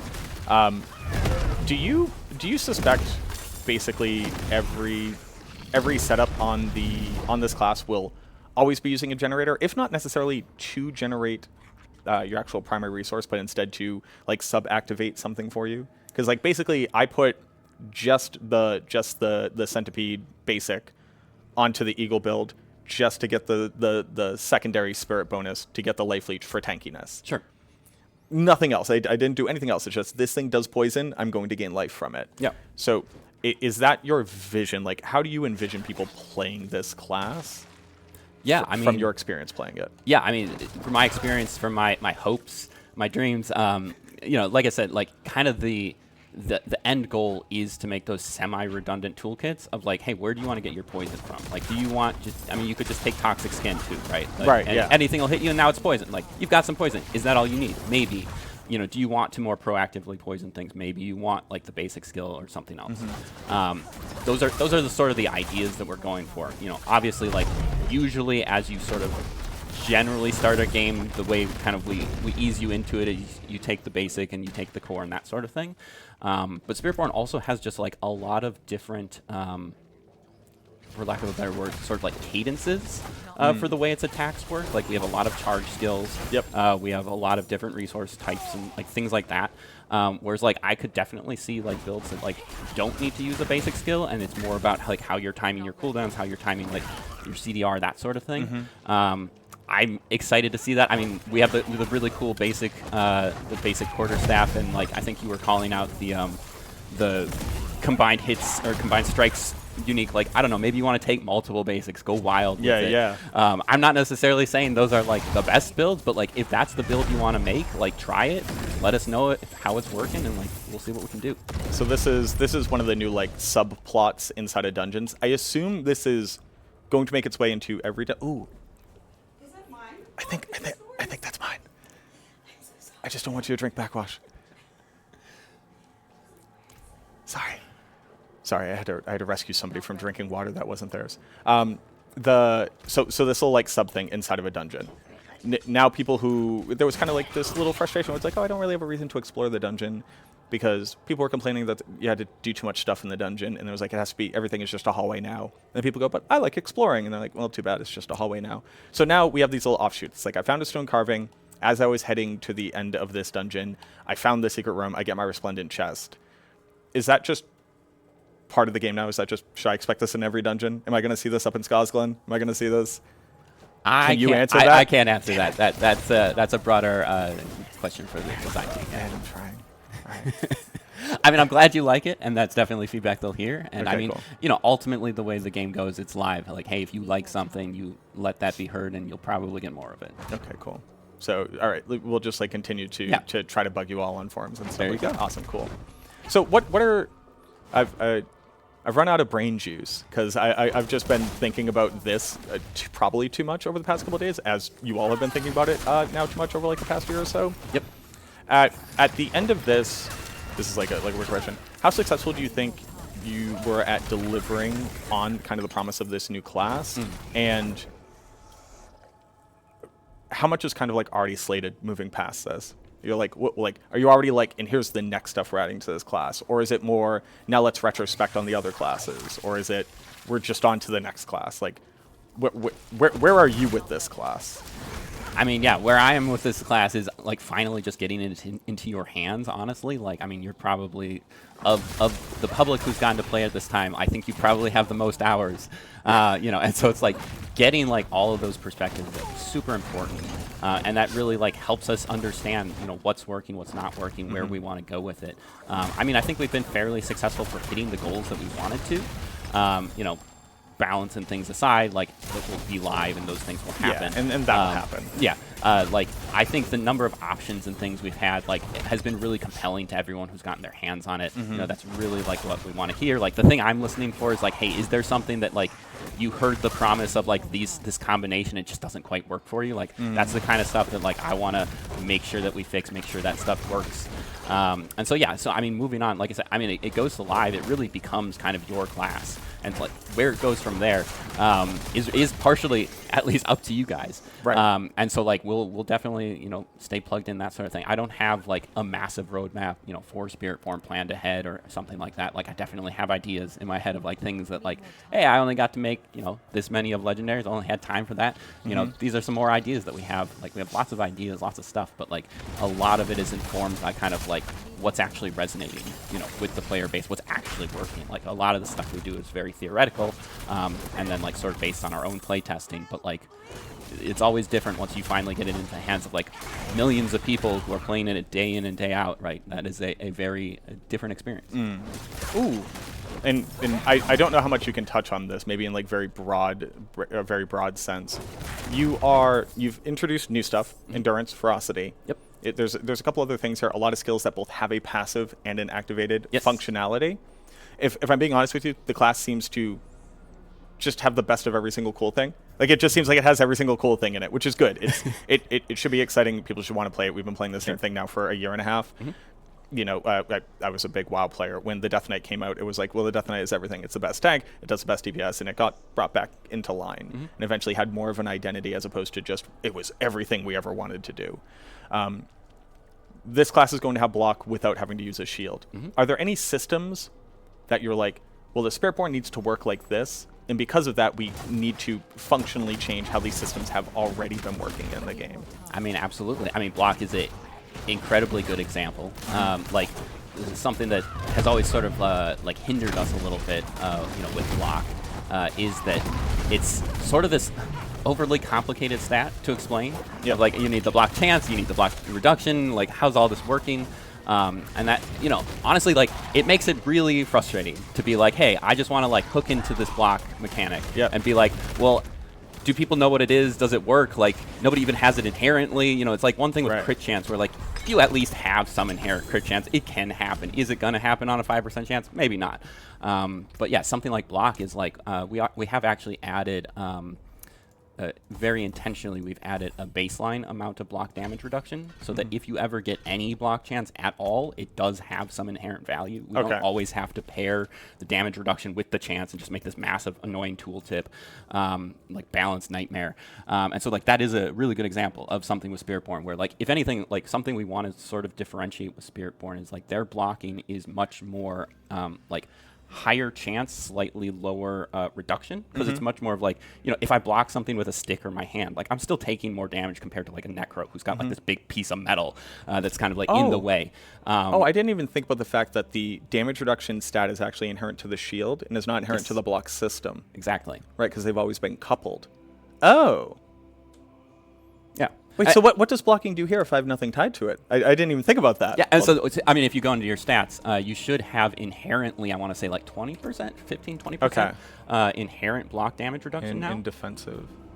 Block reduction, yeah, 30%. So you're getting 10%, I think, from somewhere else as well. Yeah, and we're giving you ways to add to that. You've probably maybe got a passive or something that's added to that. Or like potentially tying into resolve, that sort of thing. But yeah, I mean, we want it to be a fun stat that we can throw around and sort of like use more going forward. And even just like doing that has added like tech to the game that makes it a more useful like mechanic. Right. Wow, I didn't even think about that. Hey, thanks for teaching me that thing. That was Sure. cool. That's awesome. Absolutely. So like real quick, like what's your history playing the franchise? I started mostly with Diablo 3. That Okay. was my go-to for a long time. Played that from the start. That was kind of my favorite. Dipped into Diablo 2 a bit. Like when Resurrected came out, or just in Yeah, general? I'll be honest. Like I like it. I like it when we get fresh new graphics on things. I think that's always a fun experience to like try something like the way obviously- people remember it in their heads, kind of. Obviously, graphics are just like probably the only important thing in video games. Everything must look Very specific. No, I'm joking. The remaster was like, it's stunning. It's so cool. I mean, it's so cool you can toggle it on and Yep. off. Like, I love that. Like, honestly, like, they showed that, and I was like, oh, we have to ship it. Like, I think it was originally like, oh, we can kind of demo it. It was like, it's so cool to be able to, like, do Yeah. it, like, instantly. Is like, that's, like, the best part of that. Did you know that that's actually part of the speedrunning tech? Because it's actually faster to buy potions in old graphics. Interesting. And the merchant screen is closer to your inventory screen. Like, so by, like, several pixels yeah. or something? Oh, yeah, Awesome. because it splits, the whole center of the screen is now open as opposed to it being Oh, closed yeah. off. So they were literally right next to each other, and buying potions is actually faster, which That's I think is super very cool. Yeah, Uh, I mean, hey, like, there you go. Fully designed. That's what we intended. I'm sure. Absolutely. To touch on that very concept. So, like, my primary starts in Diablo 2. You know, the game comes out. We have our big like 8-player run. It's like me, Llama, Lucky, Teo, BT, like a bunch of the names in D2. Just phenomenal people. And we got to the Travancore Okay. and the new graphics. And the new graphics Travancore is like mind-blowingly gorgeous. The level of detail. And we kind of just like we were speed running to World First 90. We just kind of like stopped and just enjoyed it. And then we got to the River of Flame just outside of the Chaos Sanctuary. And again, just kind of like stopped and went, holy, like my brain as a kid is probably what I thought this looked like. Sure. But it is astounding to see what it can look like. Yeah. And I think that Diablo 4, like it made this promise of returning to this general aesthetic and trying to be a bit more serious, a bit more grimdark. You know, they kind of went the hard other direction of Diablo 3, which is more like World of Warcraft. Right. Which, like, if you like it, you like it. If you don't, you don't. I don't think it's wrong or correct. It's just an aesthetic thing. But in this area, just like the Karas Bazaar, just like stopping here and looking at it, I'm just going to go do it now. Forget whatever I was doing. Don't interrupt me. Cool. Good job. Nice. It's just like seeing this, because I got to kind of see it in Diablo 2 Resurrected. Sure. And now how you all have brought this like level of detail and art design to it, to me it's just like, I could just sit here and I could just hang out here. I could just hang out and like try to figure out what's in these crates, because I guess I'm a big dumb nerd. Also, this like cool armor rack, but I don't even know. I'm just kind of rambling. It's just like it's stunningly beautiful. This whole region is very beautiful. Absolutely. How do you expect this character to feel outside of this region, which is basically built very specifically for it? Sure. Right? Because like, oh, these causeways can be like this because this character is going to have this amount of movement, etc. And I think I've had you here for too long. But maybe we'll use this as a last question. Sure. How do you expect this class to feel outside of this in other environments? Is it going to be kind of garish? Do you think it's going to fit the aesthetic? How do you think it'll meld into it? I mean, I think that's a little bit up to you, honestly. You know, I mean, they gave kind of the lore explanation of like, you know, where the Spiritborn have been. I don't know if Eleni touched on like, Yeah, you know, yeah, like yeah. you can still play like the original campaign with the Spiritborn, and it's kind of like, you know, you have to make sense of that. Like, why is this specific Spiritborn like outside of their native? Wait, are we role playing in this role playing game? I think that's what that stands for. In They this are- action I role could be playing wrong. game? Hold on now. I'm not here to have a backstory. I'm here to kill demons. But I mean, but yeah, so I mean, it is a large part kind of up to you, kind of how it makes sense to you, right? And so like, maybe that's something of a non-answer. Sorry. No, but yeah. sure, but yeah, like I don't think it'll look necessarily terribly out of place, and I do think it is a thing of like, it also opens up a lot of space for like our art team to be like, you know, like, do we make some sort of like warmer clothing potentially, you Yeah, know, sure. for you to wear in the snow, you know, that sort of thing. Cold Spiritborn. Yeah, and so I mean, it opens Summer up. Beach If anything, Spiritborn. you know, it opens up the door for even more kind of stuff to deck your character out with. I mean, I think you do. You know, even if you start a new Spiritborn, you know, in the original campaign, I think you start out in the same sort of like furry leathers that and garb, yeah. stuff. So yeah. Yeah, I mean, it all technically works, but yeah, you have to use your imagination a little bit. I like that. I think was that them saying like, hey man, it's been too long, or I mean, you just keep hanging out I can keep hanging out until they stop me. until they stop you? All right, cool. So, are you going to be playing the Spiritborn, or are you going to be playing the Rogue? Are you going to go back to your humble beginnings? I mean, I do usually at least make a rogue. Like it's something like you know, I like to sort of have that like home base Yep. to come back to and be like, you know, I remember how this worked like last season. Like, let me now compare how it feels different and like kind of what has changed. Like, it allows me to sort of like understand sort of the direction the game is going each time. But I mean, yeah, I mean, probably will also have to definitely play a Spiritborn. Probably go with like Jaguar, Eagle, or maybe like Gorilla Centipede, something like that. Jaguar Eagle. So, in initially playing it, hey, here's my first little bit of feedback. I found it a little bit difficult to be able to output the same type of damage with the Eagle basic skill as I was with the other ones. It's like very pointed, and you know, obviously I'm playing on controller, so that feeds into it a little bit. But all the other ones just kind of felt like when I clicked it, everything in front of me got damaged. Yeah. Is there a reason why this one is more just like a straight line? Is it just to fit the the theme of the concept of like pinions? Like you are like you are the Sure. rapier of the animals. Yeah. Like Yeah, I mean, it's multiple things. Like, one of the things is it is the only basic skill that won't dash you. That was very important to us for multiple reasons. Like, one, just to have, like, an accent, you know, to some extent to break up the flow. But also, I mean, like, some people find the dashing to be somewhat motion sickness. Yeah, sure. And so even just to have an option that allows you to potentially do something that is different was really important. And so it's almost like sort of an inverted version of the other ones of, like, instead of you dashing there, like, having a sort of extended range is supposed to allow you to sort of still hit things. As well as like sort of the evade cooldown reduction is to give you that sort of freedom of movement. So there's a lot of different themes and stuff mixed into it, but it is definitely sort of like maybe slightly more niche, something that you'll find like different builds for, like if you're looking for it. Like I think that one's also got the upgrading your evade. So that, like, you can also now sort of like basic attack as you're evading, which is sort of another sort of like niche, very interesting, but also like I don't know if that necessarily works with your build. But it's I mean, it's something that like we've kind of already explored that in Metamorphosis, where it became very important because like it's applying these debuffs for you, it's applying your Vampire Curse, and now it's your vulnerable. For a while, it had 100% like base like a hit chance coefficient. So it's like, oh, now it's like activating these different types of systems. Although that's a bug. But I liked the fact that it does transform your evade. So any time something says you can now either automate this or get its benefit by doing something else, I think is inherently interesting. Awesome. Because it's one of the aspects is when you use your counterattack, when your counterattack is active, your like wing blades Your now razor wings will your bounce. razor wings are now going to ricochet off you as opposed to just returning to you. Yep. And you like put that onto the base kit.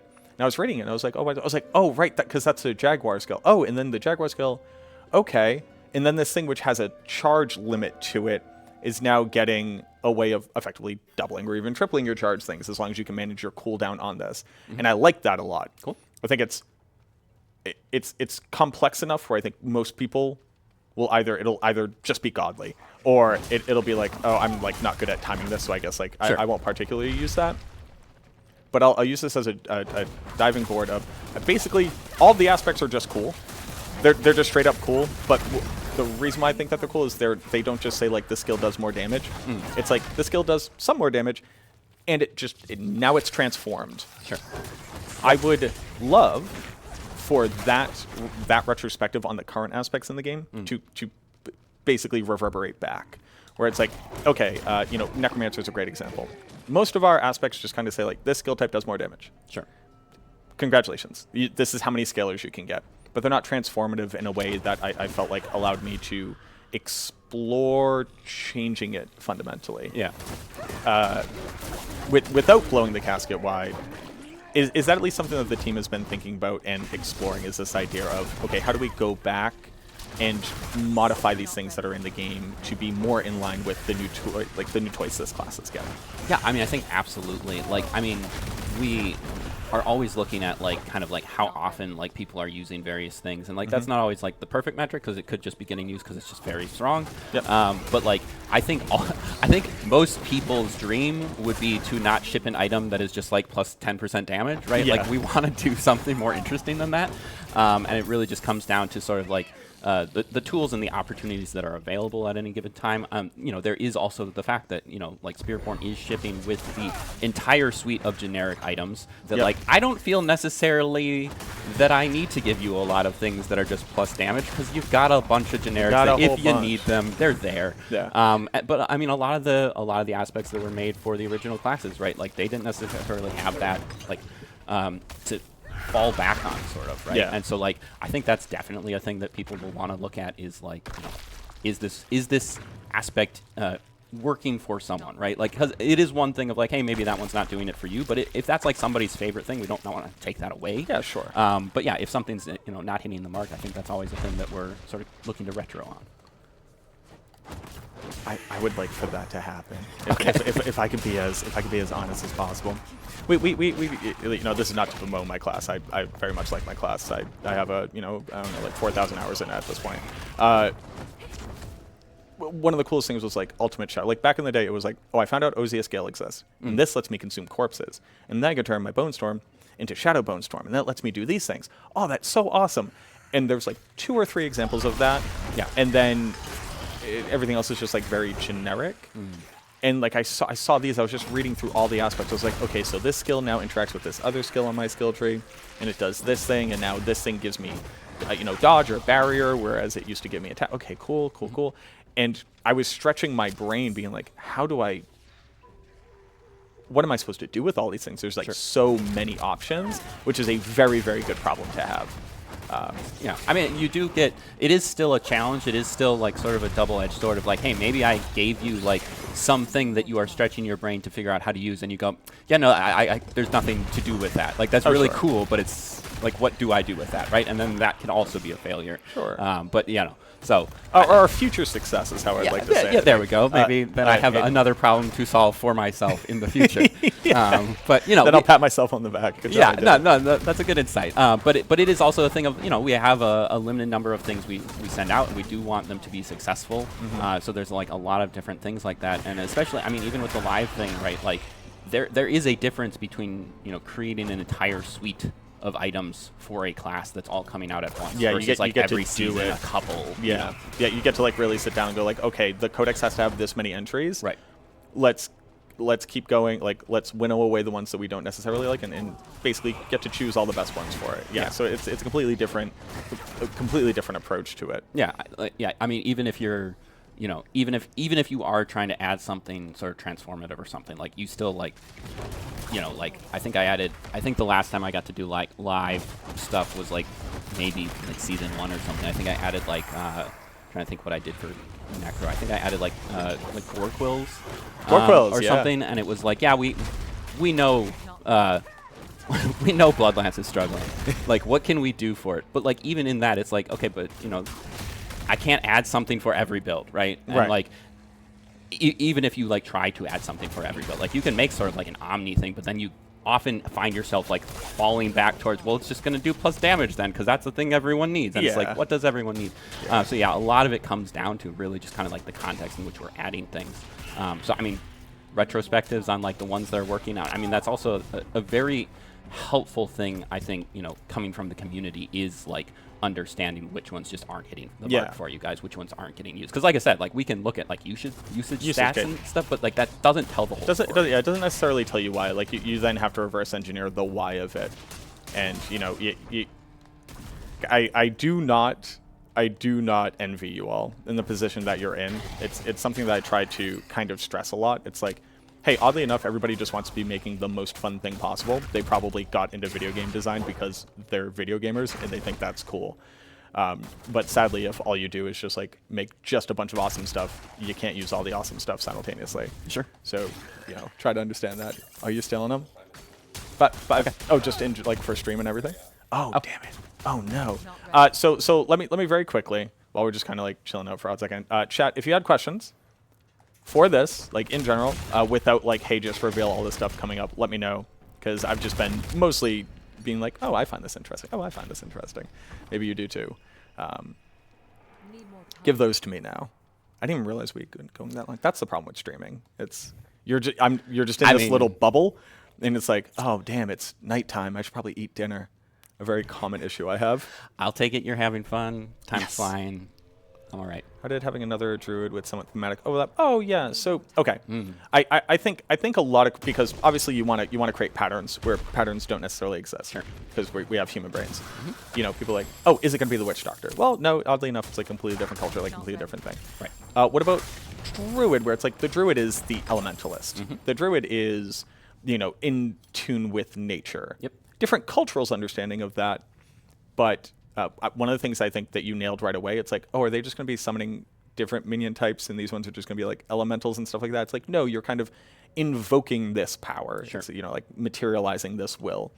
So was there anything where you're just like, well, we can't do that, the druid already has it, or we can't do that because the sorceress already has it, or we can't do that because the rogue already has it?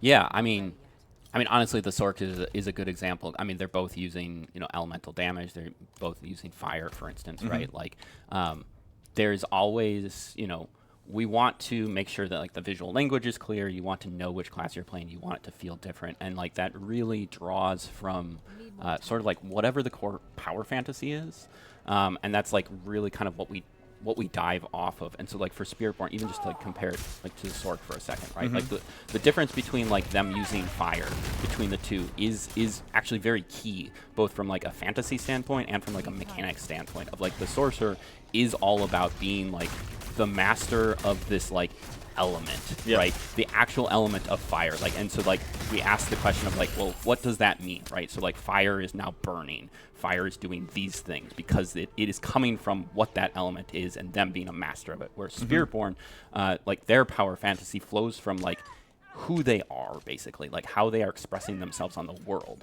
And so it's like they are using fire skills, but it's like at the end of the chain. It's like, hey, I am aggressive. I am like attacking. I am like sort of feeding this flame as like I'm rolling from kill to kill. And so that then sort of manifests itself, expresses itself as claws, as the jaguar, as fire, not because they element, but because that is sort of like where that flows from. So it's almost like the direction of fit, sort of, between the class fantasy and the mechanics.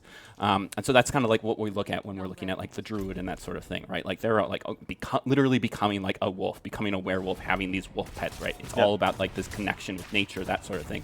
Whereas Spiritborn is sort of like, it's all a personal expression of who you are, and that's why you have this giant centipede here, because like you're all about like commanding the cycle of life and death and that sort of thing. And that's why we hit so much of that on like the lore and stuff, but it is like such a good. Can I just pat you on the back very quickly to interrupt you?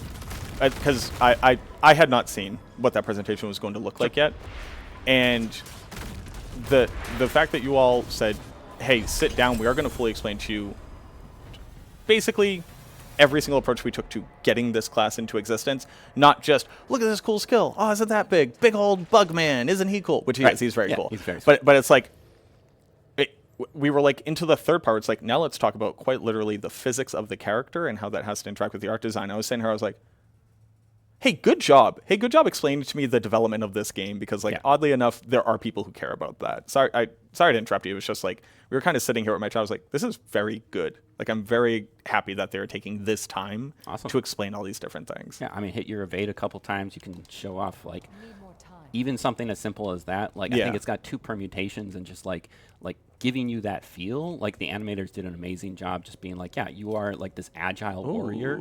Like you're gonna either flip or slide, I think are the two variations you have. I was like, I'm sorry, did I just barrel roll? Did I just like barrel roll through the world? Am I oh, that's very good. I mean, it looks really cool too if you get the thunder spike with evade, like as you go through. I don't know. This is just like geeking out, but it's stuff like that where it's like, hey, you don't even necessarily have to care about, like, that's not going to change your gameplay, right? But it's like a thing we did on Rogue. Like Rogue has this one extra permutation on its evade, and it just makes them feel like a little bit, just a little different. And it's stuff that like maybe you're even just like getting it subconsciously, and like our animators did an amazing job, like, and like VFX and like so much, like as I'm saying, like it's supposed to be this flow of like who you are, external kind of like the transfer of motion into the things. And so like having it all connect is just like, it's like super important to kind of like who the class is and what they do. I like, I haven't zoomed in and evaded. Sure. That's very, very cool. Yeah. I like that very much. And I think that helps to give like just a lot of very good insight, because it's not just the skills. It's not just that they look cool. It's like at the end of the day, you're creating a whole thing that now exists, and that thing has to make sense inside of the physical realities of your universe. Yep. And then that informs, well, what can the skills do? Right. Also, the Jaguar ult. I've now been playing with all of them. I think the Jaguar ult is actually my favorite because I like the idea of it like rewarding, like continuously crushing through stuff. Like this is going to be the Helltide Smasher. Yep. Where it's just like, oh, there's so many monsters. I will hit my reset. I will just be casting this 1,000 times over. So that's very awesome. Hey, man, thank you very much for your time. I appreciate you, Bjorn. Happy to be here. I think the entirety of your team has done a great job with this. I'm like salivating, waiting to see the rest of it. But, Awesome. yeah, thank you. Look forward to Appreciate see it. what you guys do. Thank you with for letting me bugging you, because I just kept walking and be like, well, why'd you do this? it. Hey, hold on. Anytime. I love to Why'd you- talk about it. Why'd you do this? All right, man. So I think we're done. I think I have to close up. All right, chat. Dad said I have to stop. It's not actually Dad's bloodshed. He's cool. Alrighty. No. So oddly enough, we can't just stay here forever because it's Xbox. But thank you all very much for hanging out. I hope that was. I hope that you all got a lot of cool information. Hope that you're as excited as I am. This is insane. Shoutouts to the Blizzard team. Shoutouts to Diablo. This is like fantastic, phenomenal. So I'm going to be ending stream. I'm not on my normal setup. Ooh, can I raid somebody? I probably can figure this out very quickly. Hold on. I'm going to figure it out. They can't kick me out. We're going to figure it out. Who can I raid? All right, let's go raid somebody. Hold on. We're raiding Northy. Hell yeah. All right, we're just going to click it. Thank you so much for being here. I'm going to be traveling for the rest of this weekend at my 10-year anniversary. So I'm getting on a flight and then immediately getting into a car. So I hope that you all have a great weekend. You treat yourselves well. You drink some water. You get up. You stretch. You look forward to all the great content that's going to be coming out from the other people. I hope that you hung out with Woody. I hope you hung out with Fame and Rax as well, giving you some different perspectives. Y'all have a great time. I'll see you all again soon. Bye-bye. Auf Wiedersehen. Au revoir. Arrivederci. Did I raid? Good job. Oh, Northy's playing Elden Ring? Let's go. Alrighty. Bye-bye.